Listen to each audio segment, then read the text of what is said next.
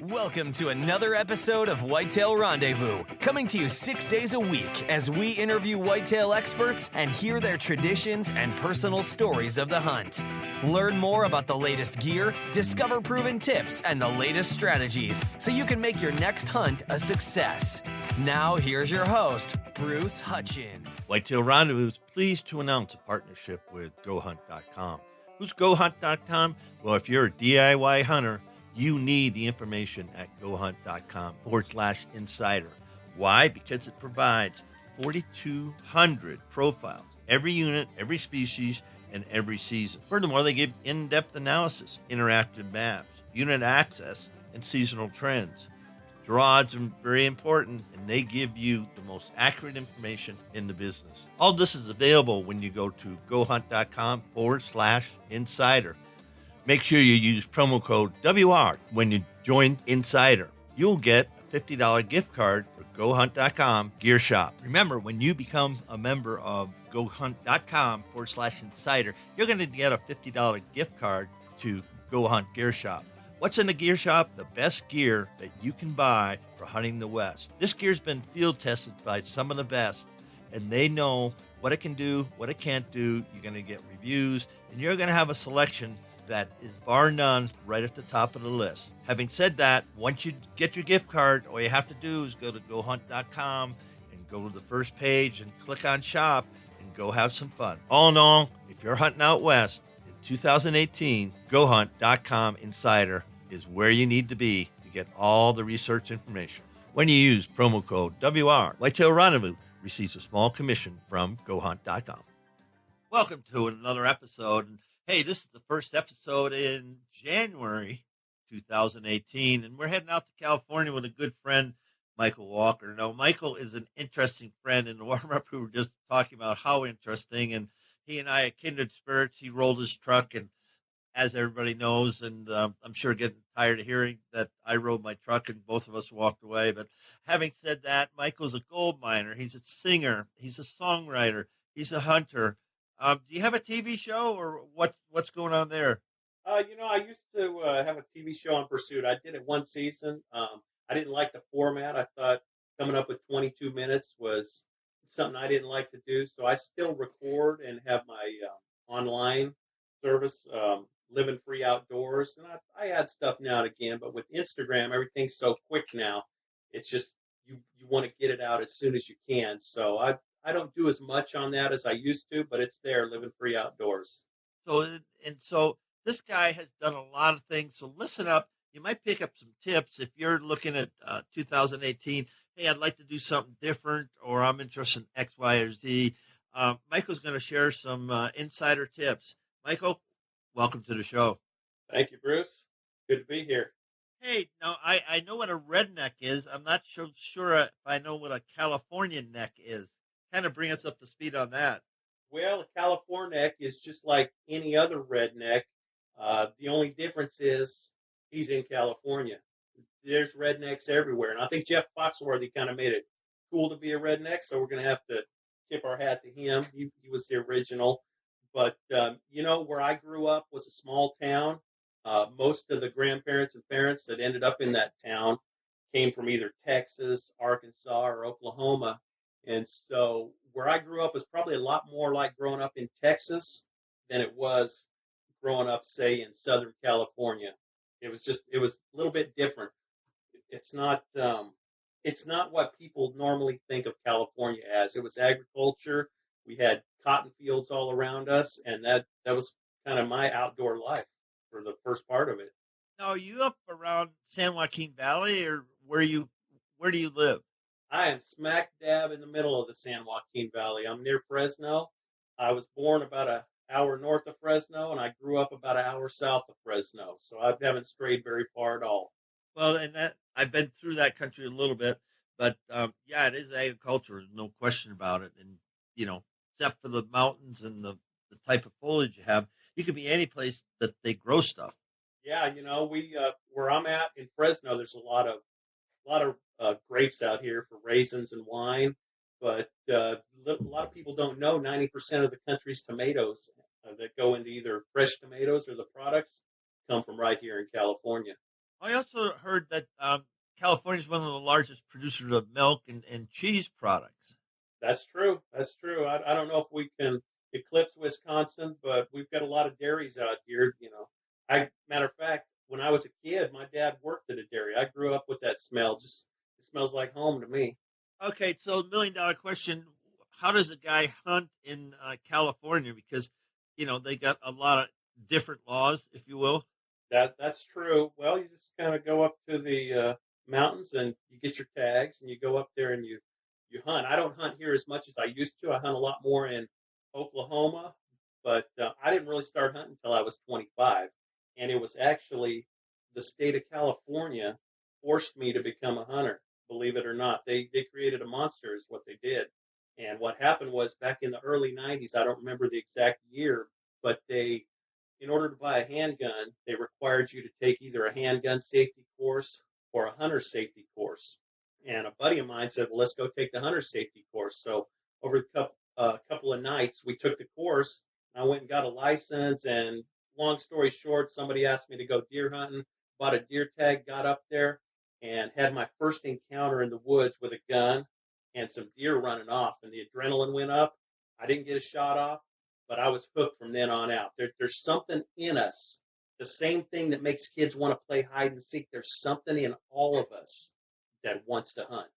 And that's a good point because I can remember when growing up, I was fortunate in New England, so I trout fished all the time with a worm and a piece of string, but we played cowboys and Indians all the time, and then we would pretend hunting, because 5, 6, 8 years old, you didn't have guns, but I just remember that, and it was nobody told us how to do it or why to do it. You just did it.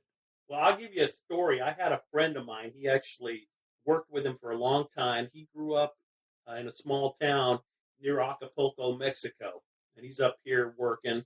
And I said, "Let's go to the mountains." Just going. And we weren't hunting or anything. And I took because he had never been to the mountains. Two things I did for him: I introduced him to the mountains, and he had never had spam before. So I did those both in the same trip. Yeah, he's not the first person I've introduced to spam either. But so I fed him spam on white bread, folded in half, loved it. And as we were coming back down from the mountains, we're slowed down. I saw a doe off to the left there on the driver's side. And I said, "Get a look at it." And I sat in the truck and I watched him. He was, we weren't hunting, but he was just walking up. He was sneaking on that deer like a hunter. He'd never hunted before, but there was something in it. And when he saw that deer and was sneaking on it, he got back to the truck like the most exciting thing he had ever done. There's just something in everybody that it's a natural thing that makes you want to hunt. And you think about all the antis that don't say hunting's terrible. Let's leave it at that. But you put them in the right situation, I think they would have that same feeling. I think if somebody heard an elk bugling, in the forest, not in Yellowstone Park or whatever, but see it, you'd want to get as close to you as you can to that animal. I think. Absolutely. And I think if there's not a chance there to take that animal, it's never quite as exciting. I'll tell you the most exciting thing that happened to me this year was actually taking a doe. The two bucks I killed were like anticlimactic, but there's something, if you take that away, if you're just nature watching, it's not nearly as exciting as having to make that shot. There's just something about it. And it goes back to probably the main reason I hunt and the main reason anybody hunted over the past 10,000 years. And because it's food, and people get pretty excited when they're eating food. So I think there's a correlation. Especially your own food. I know in the past, I'm just trying to remember the gal's name, but single mom, friends, girlfriends, parents, whatever, said, you ought to start hunting. So she started hunting. And then she shot a doe, and she got help butchering it. And all of a sudden, she had food on her table that she didn't have to go to the store for. Plus, she was completely entwined with the whole experience. Rather than going to the store and buying a package of hamburger and putting it in a pot and eating tacos. I mean, she actually did it. And she said, once I did that, that was so liberating that, I knew probably I could do whatever I wanted to do. And that's truth. And I put the anti-hunters really. There's different categories of people who, I'll say, non-hunters. There's your people who are indifferent about it. There's people who are against it but eat meat, and then there's that small group of people who don't eat any meat product who are against it. I don't believe you can ever get to those people. The people who eat meat, they don't even want to start talking to me about shooting deer or whatever, because I'll get on my phone and if they eat ribs or chicken or whatever, I'll get on my phone and start bringing up pictures of, I'll get online. I got cute little baby chicks and piglets and calves, and I can shut them down pretty quick. People who are indifferent, open-minded, uh, there are people out there like that. They don't hunt, but they're not against hunting. They're not for it. But just all your listeners, just remember this: the best way to get somebody who is indifferent to hunting is to feed them something good. And remember this: chili is the gateway venison. Always has been. It's where you start them at. Start them off with some chili or chili beans, and then work them up from there. So, folks, that's some good wisdom as we start off the year, and you want to invite your neighbor over that never had venison, and make it easy for them to like it.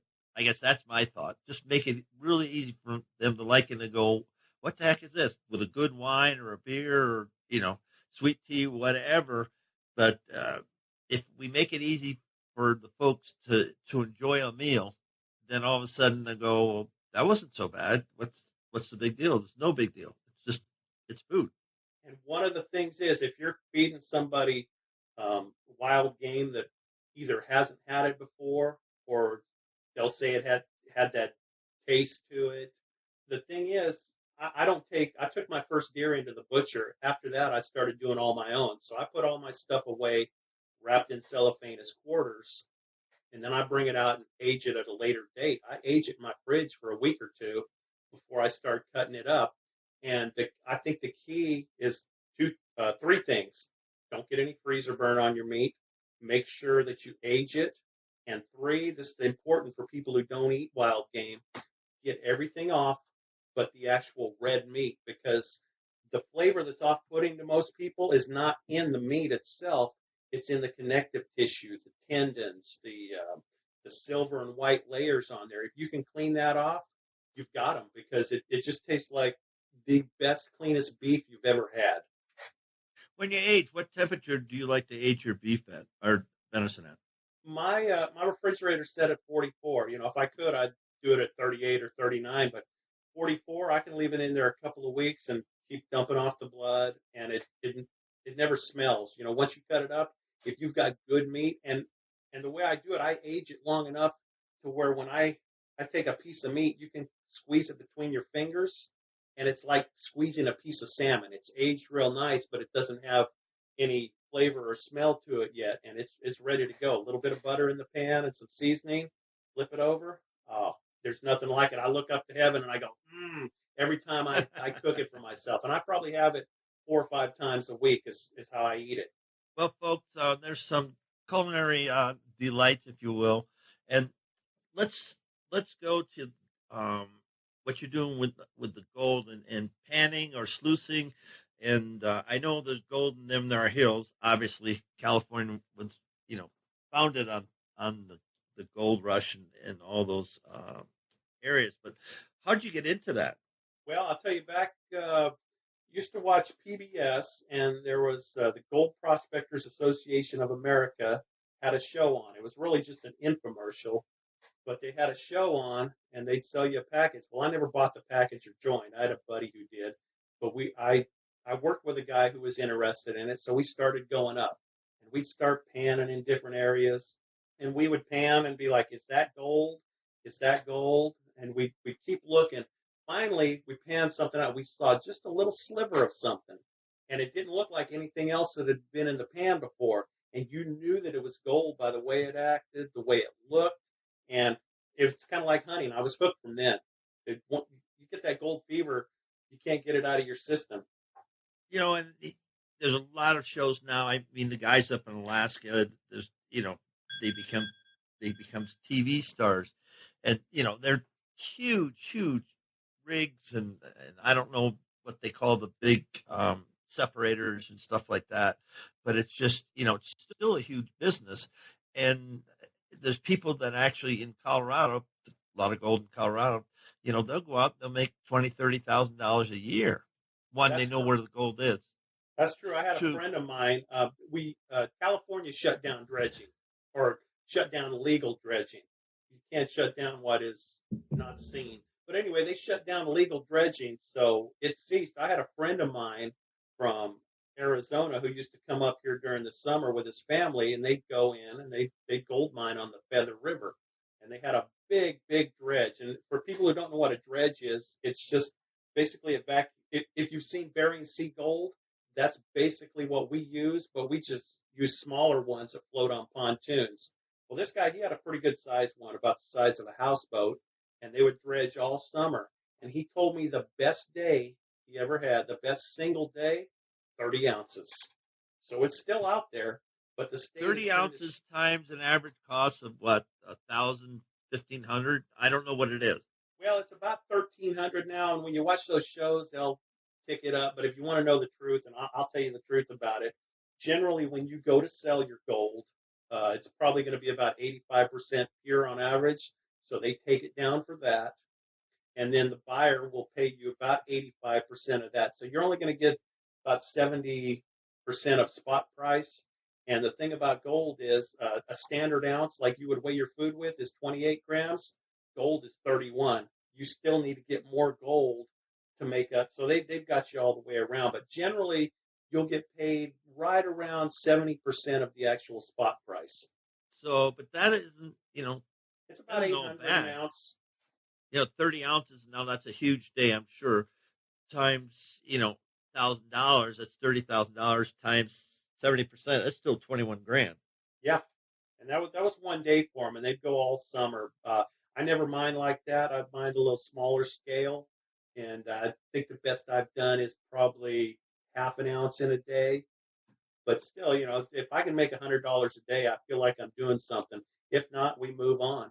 Now, let's talk about that. And I'm interested to kind of kick it to where, when you go hunting, you have to scout. Then once you scout, see some game, then you got to figure out how to get on them. And I look at gold, when you're doing what you're doing. So you have to find the right place. I mean, there's a gazillion miles of streams. Here in Colorado, I've seen a couple of miles of high country streams, and I've seen, when I was sheep hunting, I was in color all the time. So let's start right there. So what is color? That's just any gold you can find in your pan after panning out a pan full. And we typically look for probably 8 to 10 colors. And if we can get that, we can find the pay streak. But colors, that's just a term they use for gold in the pan, whether it's specks or little pickers or nuggets or whatever you have. The color is just an indication that something's going on there, and you need to investigate a little further. Yeah, some of the high country gold mines, and I mean, we're talking 12,000 feet where they're doing their gold thing. And I was with a guy, quote unquote, kind of sort of knew what he was doing.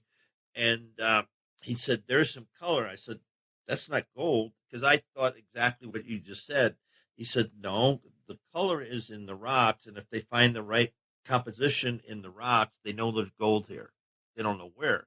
But that sounds like more like hard rock mining as opposed to mining in a creek. Right. That would be hard rock mining. I don't do much hard rock mining. I've dabbled in it, but I stick pretty much with what they call placer mining, which is mining basically in or next to the water. And nowadays we use a sluice box. We have our own.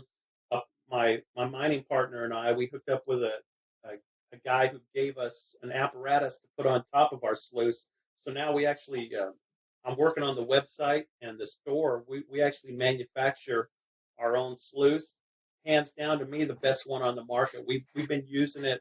We've probably been using it for close to 2 years now. And the first summer we used it, it was amazing. We could move more with that than a small dredge.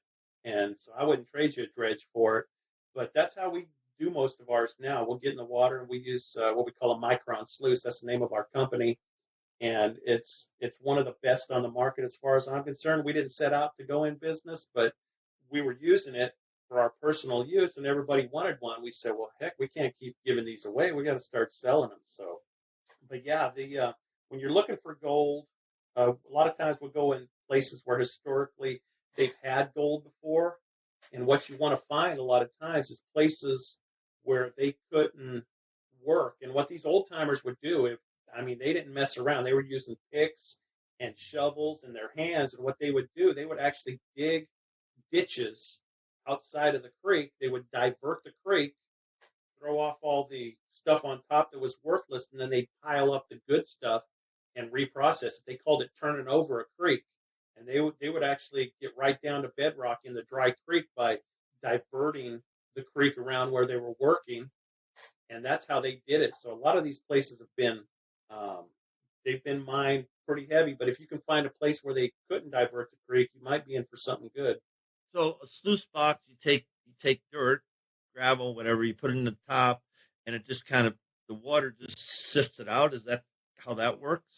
Well, gold is, if you're talking pure gold, it's 19 times heavier than water.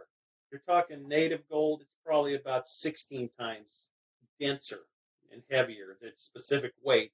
And lead is only 11 times heavier than water. So you can imagine gold is so much denser, it just drops out so quick. And that's how you separate it. It's that called liquefaction when you're shaking it in a pan, and everything kind of separates by its own weight. The light stuff sits at the top, and the heavy stuff goes to the bottom. Well, a sluice is the same thing. It runs across riffles. We happen to use drop riffles, which are just basically little channels down at the bottom. It runs across, and so anything heavy drops down into these channels and stays there. But what happens is, as you run it through, all the lighter stuff goes across the top, and the heavy stuff drops down and it stays there. Well, hopefully that heavy stuff's gold. A lot of it's black iron, like stuff you would find in a sandbox with a magnet. But that's how it does it. It's just a gravity thing. Everything runs across there. The heavy stuff drops out and goes to the bottom, and the light stuff just moves off. That's the quick and dirty how a sluice box works. We use the same thing that they use on these gold shows. It's just a box with riffles in it. Run your material and water across, and all the heavies drop out. It's just, they've been doing that since probably day one, mining for gold. So how many tons of dirt do you move a day? Me, I don't know how many tons. We go by yards, 3 by 3 by 3, and we don't move that many. We'll probably move anywhere from 2 to 10 yards a day, depending on how hard it is to get the material. And these guys on these TV shows are probably moving, 20 yards a bucket load. So they're moving twice as much as we are in one bucket load. But our material is probably a lot more rich that we're looking at, so we don't have to move as much. But we're moving anywhere from 2 to 10 yards, depending on, some of that stuff's really packed in. If it's looser, it's easier to move, but we go by yards. Now, do you use waders and picks, or how do you get the dirt out or the rocks out? So we get right in the creek. We use a shovel, and normally my partner will shovel a while. I'll fan all the material down, and generally it's only about 3 feet from top of the material down to the bedrock, and you can't go any deeper than the bedrock, of course. But we'll do that, and we manually do it now.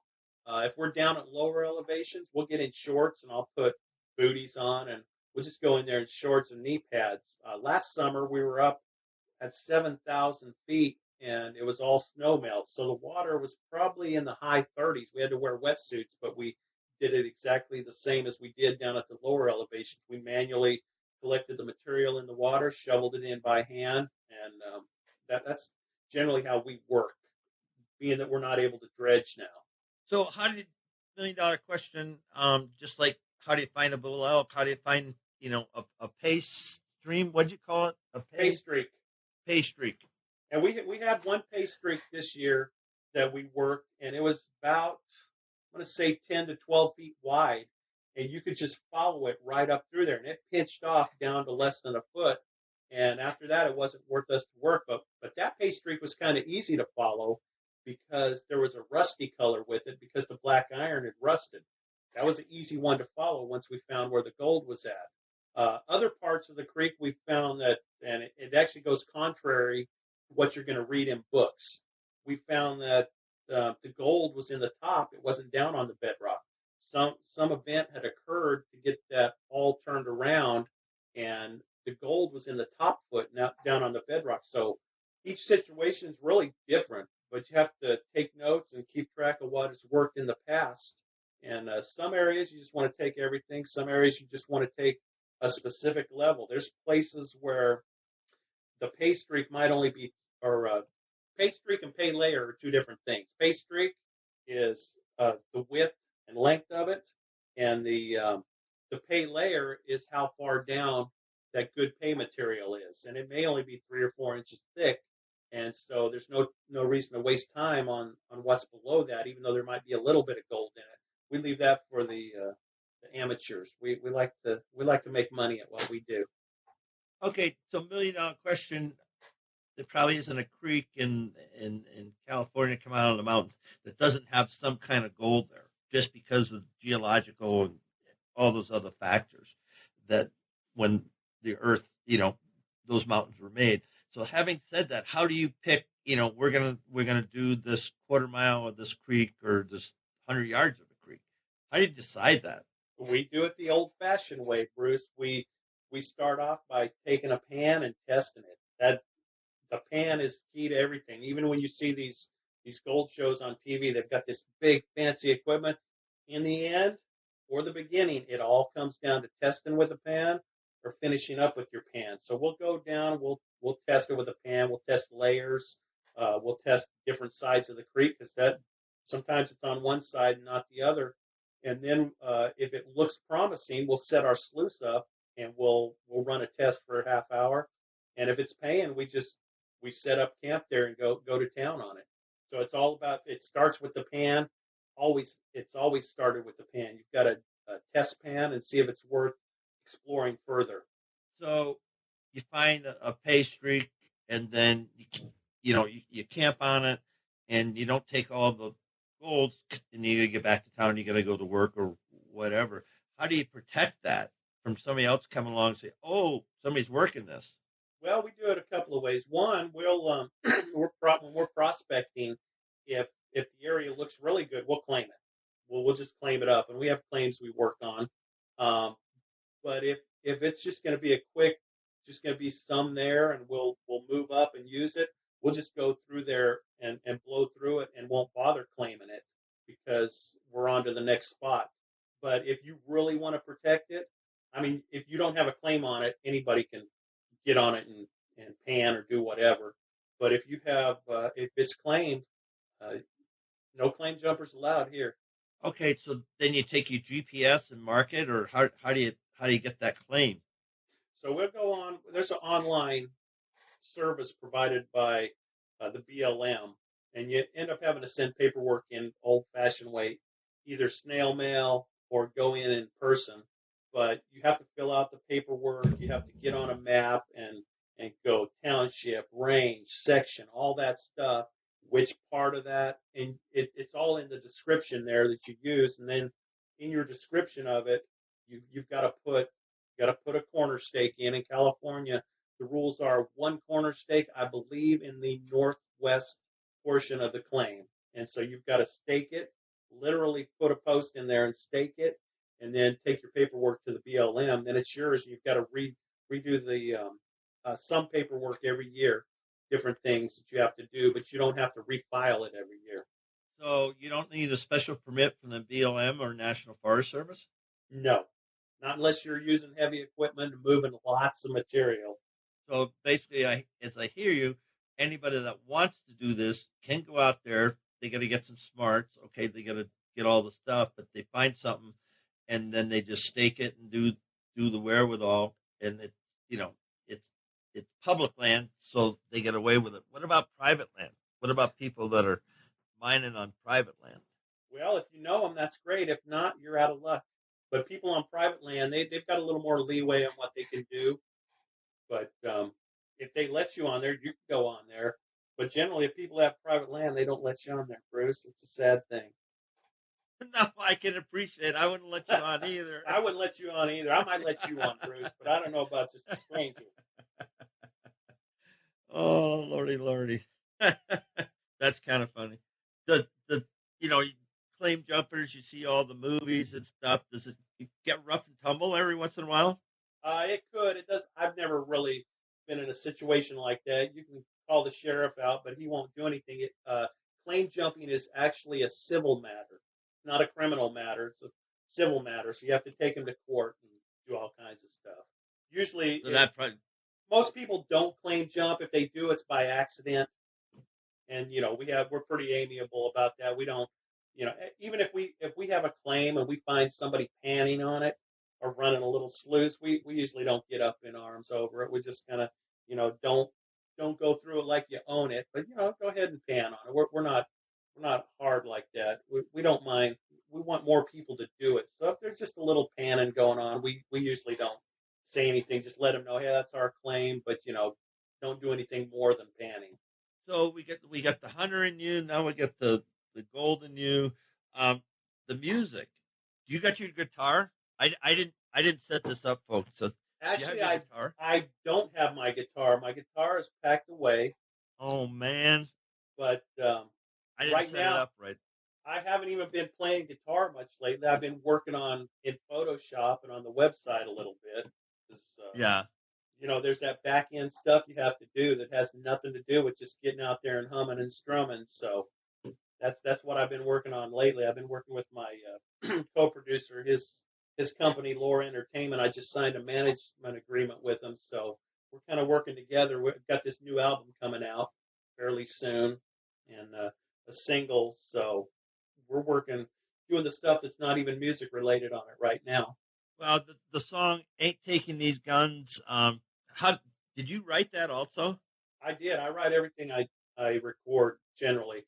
I write a lot of songs. I do a lot of covers, but that particular song, it started like most songs. I was just sitting there banging away on the guitar, and I had I was just playing the riff and started singing with it, and that was the start of the song. I ended up writing that song, and I think I recorded it, released it about less than a year ago, but I recorded it before that. It took a little while to get it released, but my friend Rudy Paris, who was on season 3 of The Voice, he's a heck of a guitar player, probably as good a guitar player as I've seen.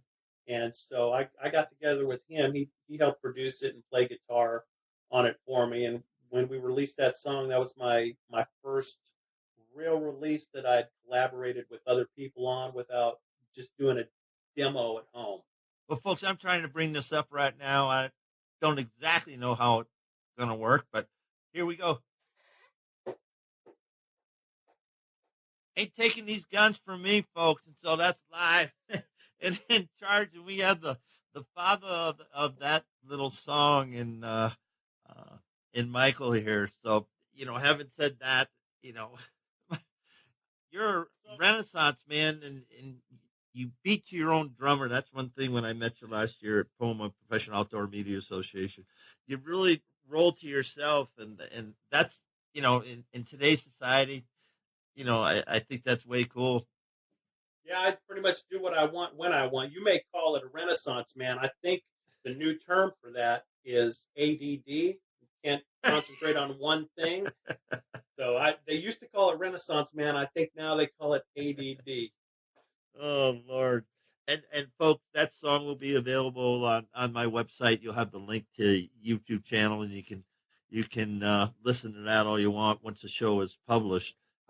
But think about the music, and where the heck did that start? Well, I believe the music started. I'll tell you what. When I was 12 years old, I heard a couple of songs on the radio, and I was hooked. I didn't know who they were. I didn't know the name of the songs, the name of the band, and come to find out later, because there were some key lines in that song. There was a line about driving a Maserati, and there was some guys talking about having these big parties, these balls, and it ended up being Ted Nugent and AC/DC. So that's what hooked me at first, and I got me into the hard rock side of things, the old classic rock.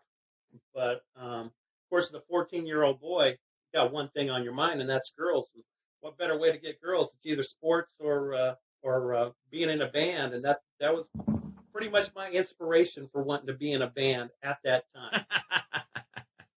And so I wanted to be rich. I wanted a Ferrari. I wanted women. I wanted a big mansion. And funny thing is, you couldn't pay me to take any of those things now. Of course, my wife wouldn't approve of the women anyway. So I'm just going to keep driving a truck, living in a small house, and I'll stick with one woman for now. But I look at the music. I wanted to be rich earlier. Now I look at it a little bit different. I look at it more as a business. What's the weekly income averaged out over a year, and so it's more like a job now than it used to be, and that's probably how it should have been in the first place. But I really just got into it to get girls.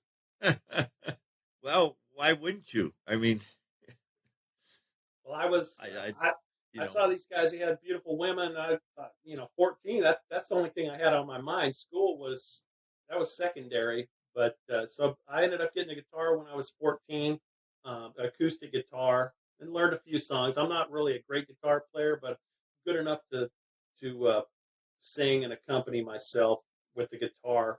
And but I actually, my first band I was in, and the band I played in for a long time, the guitar player I played with, I actually started playing bass guitar in the band because they needed a bass player. We ended up moving down to L.A., hanging out in Hollywood, playing all the clubs. And although, straight out of high school, it was a lot of fun. After about 3 years, I moved back, and I look at my past, and I'm thinking, that was a good learning experience for street smarts, but I wouldn't go back and do it again. It was a good time at the time, but I've come to the realization that I'm just a small town guy. I always have been, always will be. So that's where I'm at now. And when I started writing music, I played for a long time in cover bands playing um, classic rock songs. And the thing is, I'd get up and go to work at 4 a.m. on a Friday. I'd get up at 2, go to work at 4, come home. We'd go load in our equipment at 5 or 6, and I'd play till, you know, just before 2 in the morning, closing time, get home at 3, and I was putting in these 24-hour days to play on a Friday and then turning around and going back and doing it on a Saturday, and I just wasn't getting enough sleep. I was getting a little burnout on that. So I actually took a break from music for a while. My guitar player started doing his blues thing, and then about a year later, I took some of my lyrics and songs, started writing new ones, and I looked at them. I went, this is it's not 100%, but these songs are pretty well leaning towards country with the lyrics and the style of music. I call it California country. It's got a little bit of it's just rock and roll with a little twang and a little thing thrown in, right? So we call that California country out here, and realized what it was. So I just kind of ran with it, and the Californeck thing was born, all that, and but that's where I'm at in music now. I'm just doing my thing, doing what I want to do, and I've hooked up with some really good people, really good people out there. So what's it about? You got T-shirts, and I think you got beanies. I don't know what all you got, swag man. But you trying to sell some stuff now? What's up with that? Yeah, we're going to. I've been working on the designs. We had the original Californeck design, which is just the definition of Californeck. But I've got some things that I'm coming up with. The management company I'm working with, one of the guys there, he's working on some of his designs. We're gonna throw it up against the wall and see what sticks. But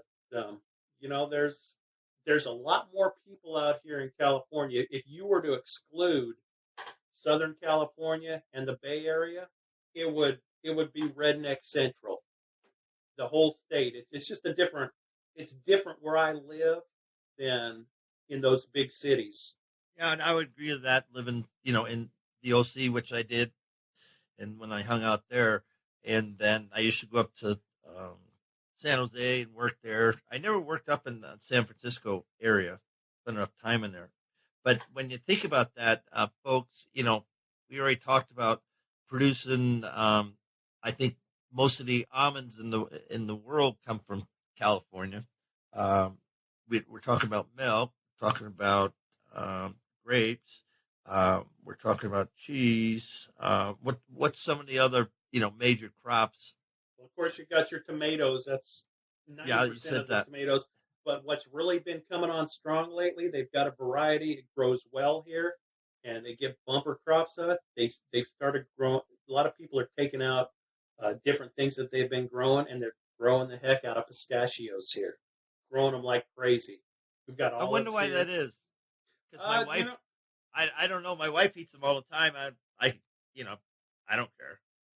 you don't like them, huh? You're No, indifferent. yeah, I'm just I indifferent. I like them, but I don't eat them because they're kind of expensive, even here.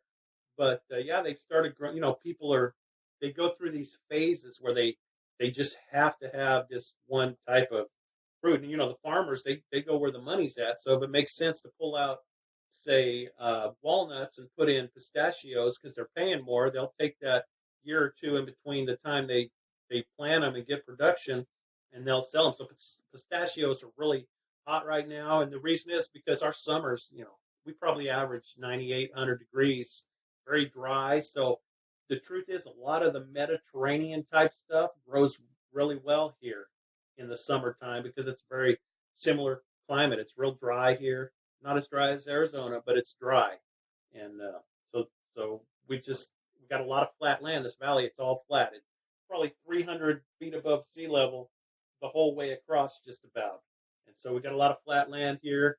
Originally, we've got a number of rivers that come out of the mountains that run through here for irrigation, and it's just the soil's rich. And it's just a great place because of the flatness of it, the water availability, and the climate. It's just a great place to grow vegetables and fruits. And with that, folks, we're going to wrap up the show. It's been an interesting, eclectic show, that's for sure. And Michael, just thanks so much for joining me and thousand listeners on Whitetail Rendezvous. A little different show, folks, but that's what I wanted. Michael's a heck of a guy. I've enjoyed getting to know him, and he brings a lot to the table. If you ever sit down with him, you go, "Holy right, this guy is a pretty smart guy, and he knows what he wants, and he just goes out and gets it." So, Michael, thank you so much for being a guest on Whitetail Rendezvous. Thanks for having me, Bruce. Appreciate it. We're heading down to North Carolina. We're going to connect with Kent Wilkinson. Kent is the CEO and founder of Muzzle Force One. What the heck is Muzzle Force One? Well, it's a shooting stabilizer. That's the easiest way to say it. It creates torque in your hand, right into your shoulder, so you're stable when you shoot. It's not another sling. It's basically a torque stabilizer. So you can shoot offhand a lot more confident than in the past. MuzzleForce1.com is where you need to go to check it out. But Ken's going to bring and spin some stories about hunting in the Piedmont area of the Carolinas. Thanks for joining us. Be sure to tune in tomorrow for another episode of Whitetail Rendezvous, where you can listen and learn from the experts so you can be more successful on your next hunt. Until next time, listen, learn, and succeed.